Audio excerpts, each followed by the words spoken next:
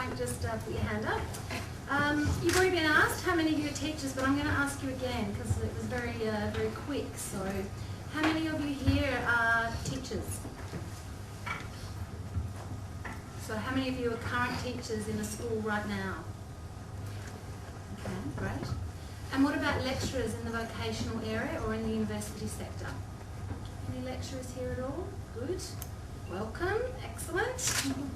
Okay. Thank you very much, everyone, for coming. I'm going to try and drive the technology as well as speak and interact with you, so we'll see how we go, so just be patient with me.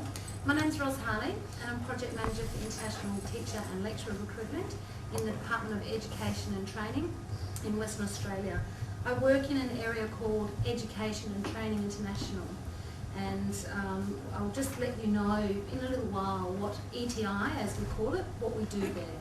It's the commercial arm of the Department of Education and Training and the international section as well.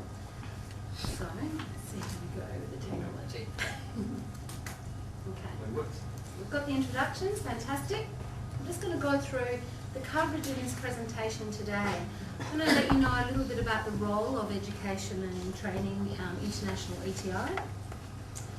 Future opportunities in the school and TAFE college sections in Western Australia, what some of the requirements are, qualifications and English language competency, the qualifications and experience for both teaching and lecturing, and the application process. We're not going to go through that in detail, but give you an idea. And there is going to be plenty of time for questions, so if you've got a burning question on the way through, please write it down, and I've left plenty of time to hopefully answer all your questions. I just want to briefly let you know what this session is about. So it's to provide information about what the requirements are to teach in government schools in Western Australia, and it's also about to let you know what the requirements are to be a lecturer in a government vocational college. So does everyone, maybe I should just briefly explain, I'm sure you do know, but our education system in Western Australia, the government sector, we have K-12, which is kindergarten to year 11 and 12, so you're 17 years of age by the time you are in year 12, and then you can choose from there to go onto vocational college, which is generally the more technical side of skills. It's the diplomas and it's the education qualifications up until associate degrees. Or you can choose to go to university. Some people choose not to do either, but most people choose to go to either vocational education or into the tertiary sector. I also want to let you know what this session is not, so that it's very important that when you leave here tonight, that you're very clear about what we didn't talk about. It's what I'm not going to be doing, any discussions I have with people, this is not a recruitment session. I'm not interviewing you. The discussions we have don't form part of the formal interview processes. It's an information session so that you know whether you're eligible at the moment, what it takes to be eligible, and what the pathways are to becoming a teacher in Western Australia or a lecturer. So briefly, the role of, yes, they're in sync, that's good. The role of Education and Training International, has anyone heard of it? No? Okay. ETI is the international division of the Department of Education and Training in Western Australia. It is responsible for international student recruitment.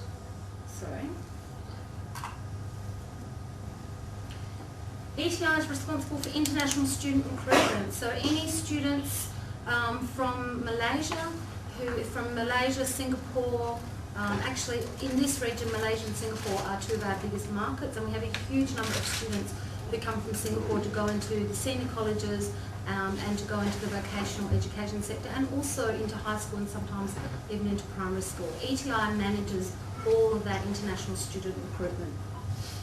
We also do international projects, and they are both aid and development projects, and we do them all around the world. And we have other commercial projects, business development, so we do twinning projects with vocational colleges in various parts of the world. We do auspicing arrangements, we do collaborations, all sorts of really fancy words and projects, and they occur all over the world.